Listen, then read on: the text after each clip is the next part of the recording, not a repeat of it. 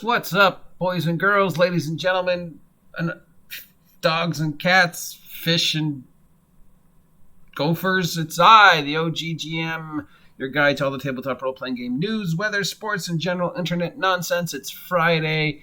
It's about 8 o'clock in the morning. It's the 18th day of February. It's 55 degrees and sunny here in Ventura, California, with our usual marine layer warning / strong winds warning / excessive heat warning / excessive cold warning. Ventura really needs to make up its mind about weather. And as for sports, it's baseball season. Yeah, all right. So it's Friday, which means we take a look at news that we might have missed and other nonsense, and maybe do a DM's tip and a possible editorial. And we've got some lists. We got 2 new lists from CBR.com. That's comicbookreader.com. They come up with these lists on like 4 or 5 a day. Usually they're like, related to animes or comic books, and they're like really bizarre things like how many recipes could Spider-Man make? Top 10, how many forest fires could Squirtle put out? Top 10. I mean, they're just really weird lists where they come up with these things. But occasionally they do a D&D list, and whenever they do, we try and take a look at it and make fun of it. So we might agree with them, we might disagree with them, we might just poke holes in it, we might be like, oh my god, that's brilliant, but more often than not, we make fun of these lists, and occasionally we get in trouble for these lists, and then somebody else goes and posts a whole video about how we're wrong and stupid. But remember, these aren't my lists, they are from CBR. So, list number 1, 10 things all great campaigns should do. Number 10, start off with an engaging hook. Why are you there? What are you doing? Why do you want to adventure together? Where are you going? Is there something in it for you? Or is there just money? Yeah, I mean, the hook doesn't have to be like epically engaging, because that can come later on, but they're just, even if it's just, hey, there's some noises coming from my basement, I'll give you a free meal if you go check it out, to, oh my god, the dragon just destroyed the city, to, oh my god, you need to take this ring to the volcano in Mount Doom, to, hey, somebody's having a birthday party. There's got to be a hook. I mean, it doesn't have to be an engaging hook, because that can come later on, but there's got to just be something, some minor, major reason for them to hang out together and go off and do this nonsense. I mean, what is the advantage to me leaving this perfectly safe village and going out into the wilderness where I'll most likely get killed, and I'm only armed with a stick? So, yeah, the hook, it's got, every adventure, no matter how important or how unimportant, has to have some kind of hook. Super engaging hook? Yes or no. That could happen at the beginning, it could happen in the middle, it could happen at the end, But it always has to start off with something, some reason. So yeah, I agree with that one. Delve into the characters' backstories. Absolutely not. That should be played out as the campaign progresses, not at the very beginning. And a backstory should never be more than a 2-minute elevator pitch. If it takes you an hour, now this is a true story. This isn't my true story. This is somebody else's true story, where he listened to an hour of game time to a backstory before he said, are we going anywhere with this? Or is this just going to be a game of you talking about your character's backstory? And I have experience with this, because I remember a game that used to play at my friendly local game store with, like, every week we were playing, and there was a table across from us where all they were doing were talking about things their characters had done in the past. And if every game was them talking about things their characters were doing in the past and all these things that supposedly happened, it was like, wait, we've never actually seen you play.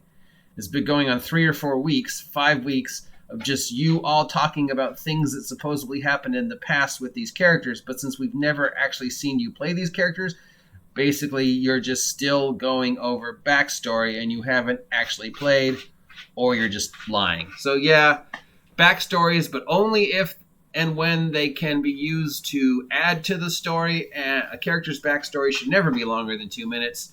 And the game probably shouldn't start out being about backstories, but you can weave the backstory into it. And really, guys, you don't need to write an epic novel for your character's backstory.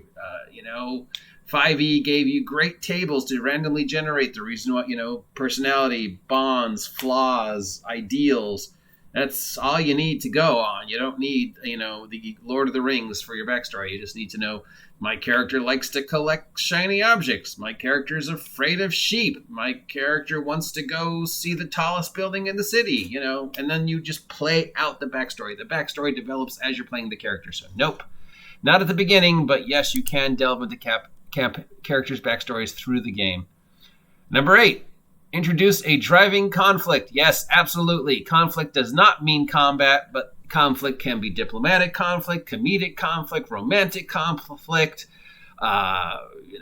anything. The conflict doesn't have to be at the beginning, but there has to be some sort of conflict throughout to keep motivation. You can't have a story without conflict. The conflict, again, does not always have to be about combat. And this whole bullshit about how Wizards of the Coast invented the pillars of interaction, well, no, I'm sorry, that's a total bullshit lie that people are trying to perpetuate to make Wizards of the Coast sound more important than they are. But yes, you can resolve conflict without combat. We've talked about this never times. Does the campaign need a driving conflict? It can be lots of little conflicts. It doesn't have to be an epic Lord of the Rings story arc. It could just be stuff that happens that keeps the player characters motivated to keep doing more stuff. So that one, 50-50. Develop a compelling villain. Not off the bat, but sure, you can introduce a compelling villain along the way, and the compelling villain should be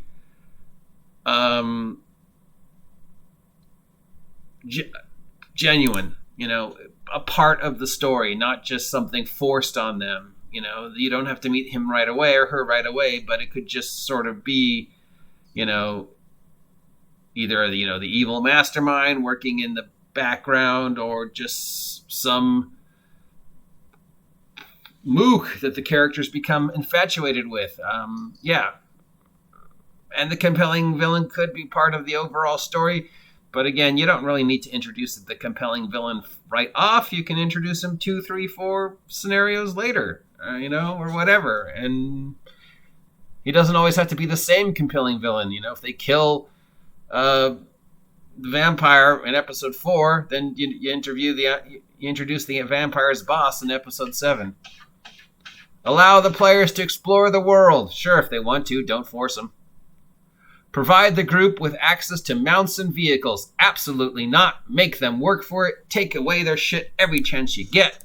If they get too attached to a pet or vehicle or a mount, kill it. If travel is important in your game, then sure, let them buy a horse. Let them buy a wagon. But you know what? Take the shit away.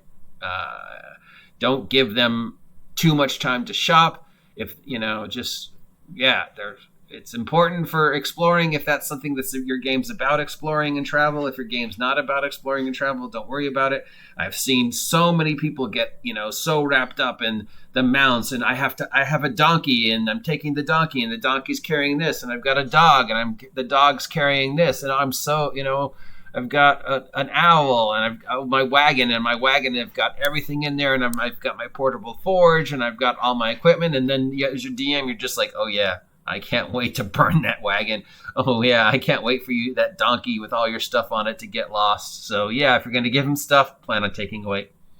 Give the party a place to call home. Absolutely. They need some form of attachment so they have a reason to keep adventuring. If they have a place to store their stuff, if they have a place to interact with NPCs, if they have a home to fall in love with, then they're more likely to defend it. And plus, later on, you can have something happen to take it away, or you can have it be invaded and stuff like that. So yes, give them a home.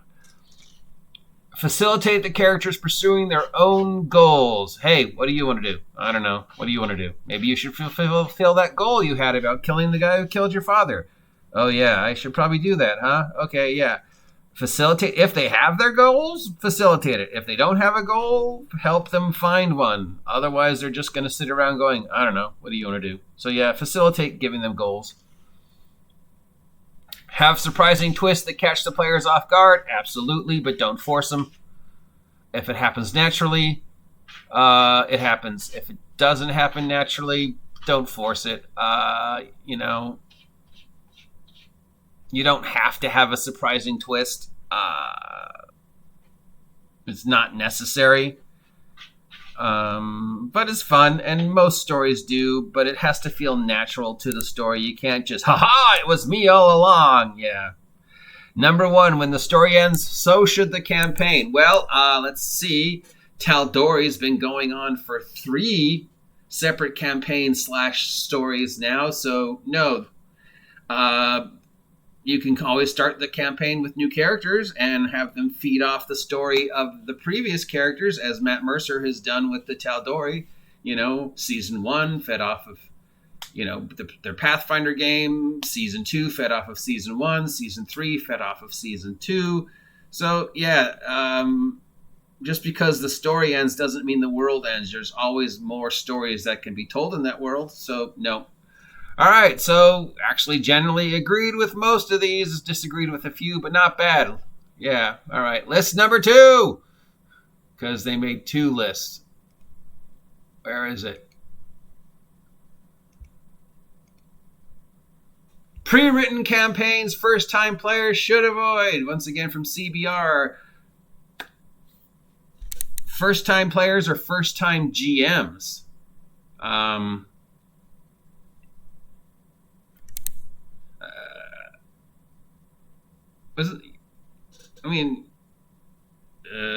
don't get this one.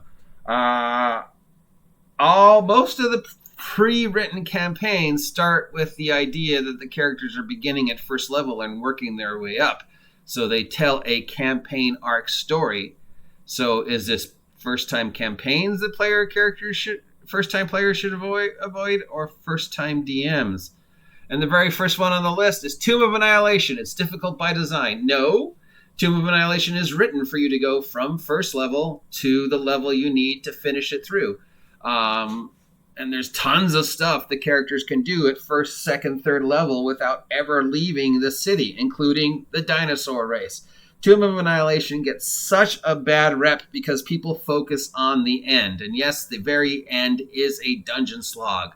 But even that dungeon slog is fun. And there's so much going on in that game that you could literally run 2, 3, 4 games just about what's going on at Fort Nezumbubo. The jungle is vast, and there's so many things both written into that jungle and that you could just add in. I mean, it's a jungle island. I mean, it's with dinosaurs, Jurassic Park. I mean, yeah, no, completely disagree with this one. I ran a Tomb of Annihilation game for almost 2 years, started them off at first level, started them off in Waterdeep, ran the adventures that they needed to play to get onto the boat, ran a series of adventures that involved them being on the boat, then got them to Chult, and then ran Tomb of Annihilation and they leveled up, and there was never a point up until the end where it felt difficult, because it is written as a arc. You're supposed to start at first and go to 15th. Yeah, no, disagree. 2, Waterdeep Dungeon of the Mad Mage is a high-level dungeon crawl. Absolutely. But the way it's written, you're not supposed to start with Waterdeep Dungeon of the Mad Mage. You're supposed to start with Dragon Heist, which then leads to Dungeon of the Mad Mage. Sure, you could run Undermountain on its own. Undermountain is just written to be run on its own. You could run first level encounters in Undermountain at the very beginning if they go through the Yawning portal. And you could run high level adventures. It's a mega dungeon, which means a mega dungeon is written to be approached from multiple levels and rerun multiple times. Now, as for the specific Waterdeep Dungeon of the Mad Mage is a high-level dungeon crawl, that is absolutely correct. You should not run it with first-time players, because you need to run them through the adventure that leads up to Waterdeep Dungeon of the Mad Mage first, which apparently the individual reading this and writing this didn't know that there's actually an adventure before this called, Dragon Heist. You run Dragon Heist, and then you run Dungeon of the Mad Mage, which is the sequel to Dragon Heist, and they're more or less written to be that way. So, again, no, you're wrong on that one. Number 3, Out of the Abyss is lengthy and harsh. Absolutely. But again, it's written that you start at first level and work your way up. You start being trapped. You start in the Underdark dungeons. You have to escape from the Underdark dungeons, and then you have to work your way out of the Underdark. It's slightly tougher than most, adventure paths, but again, it's written with the idea that you start at first and then you work your way up. So this one I sort of agree with. I think as a group of players and a DM, you probably need a little more experience and understanding of the game and how a prison break / reverse dungeon crawl works. Instead of working our way in, we're trying to work our way out, and we're working through this incredibly deadly environment where, politics and diplomacy is as important, if not more important, than just combat. So, yeah, I sort of agree on that one. Candlekeep Mysteries is disjointed because it's meant to be run as several short adventures, all with a local point. It's literally written right that. It has low-level adventures, medium-level adventures, and high-level adventures. And it's a series of interconnected adventures with the running theme that these all are based around Candlekeep, going to do stuff for Candlekeep, looking for information on Candlekeep, exploring the books and the secrets and the mysteries of Candlekeep. So yes, it is disjointed, but it's meant to be. It is not a linear campaign. Disagree. Horde of the Dragon Queens shows its age. I don't really even know what that means. Other than it's one of the very first of it's ever written, and it deals with the characters, working their way through multiple levels to eventually confront Tiamat. I agree with that one. Yeah, it probably shows its age because it was like the first or one of the first. Princes of the Apocalypse is a more advanced challenge because it's a loving homage to Village of Hamlet and Temple of the Elemental Evil. Village of Hamlet, of course, being specifically written for beginning players and beginning dungeons masters, and Temple of Elemental Evil, one of the most iconic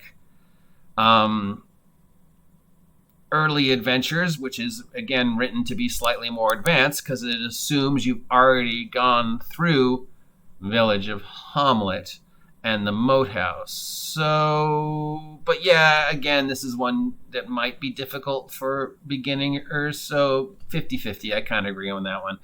Baldur's Gate, Descent into Avernus has uneven difficulty. Nope.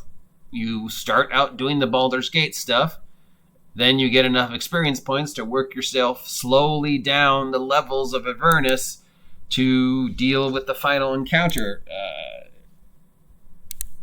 And, of course, there's the Baldur's Gate Neverwinter Nights tie-in with the video game. But, yeah, again, you're dealing with hell and demons and demon politics, so that might be a tough one for beginners. Sort of agree with that one. Tales from the Yawning Portal isn't designed as a campaign. That is absolutely true. It is not designed as a campaign. It's designed as a series of older adventures that have been converted to 5th edition. It's got it's got 2 low-level adventures, a couple medium-level adventures, and then it's got 5e conversions of the classics up to Tomb of Horrors.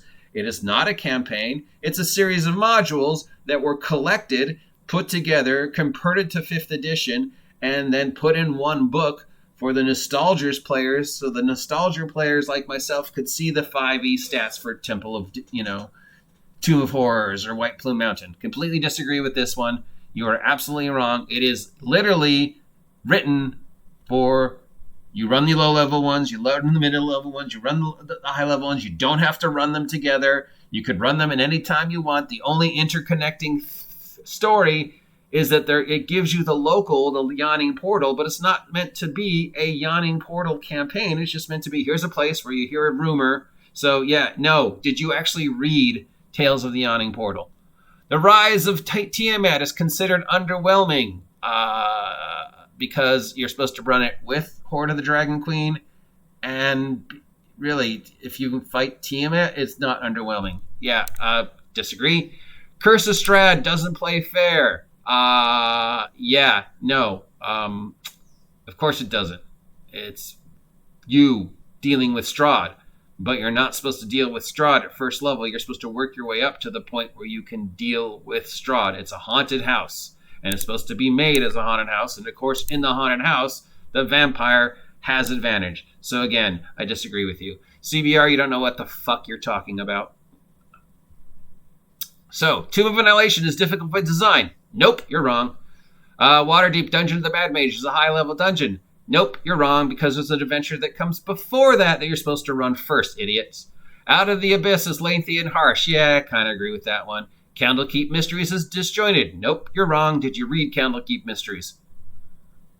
Hoard of the Dragon Queen shows its age. Yeah, I guess because it was written before Tasha's, and it was written more of a classic D&D adventure. I guess so.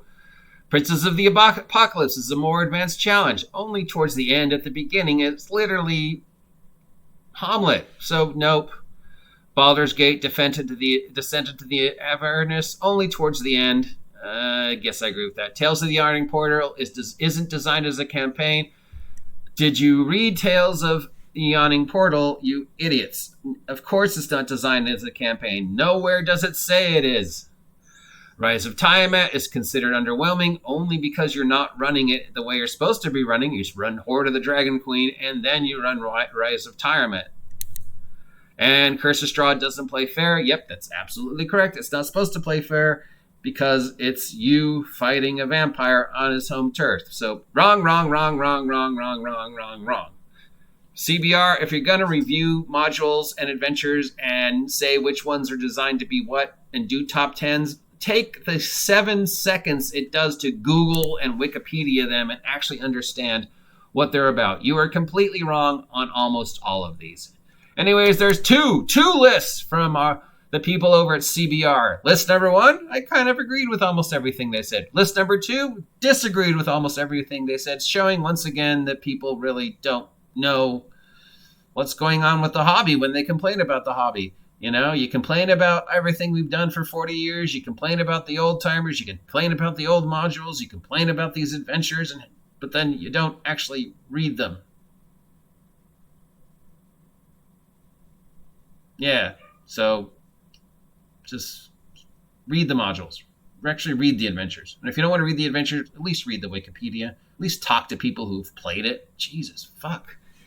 Anyways, that's it for this. I am the OGGM. As always, if you appreciate the content that's coming out of my mouth, let me know. If you think I'm completely wrong or you don't appreciate the content that's coming out of my mouth, let me know. If you haven't subscribed yet, please subscribe. 1,000 subs by August 4th. Hopefully that isn't too much to ask.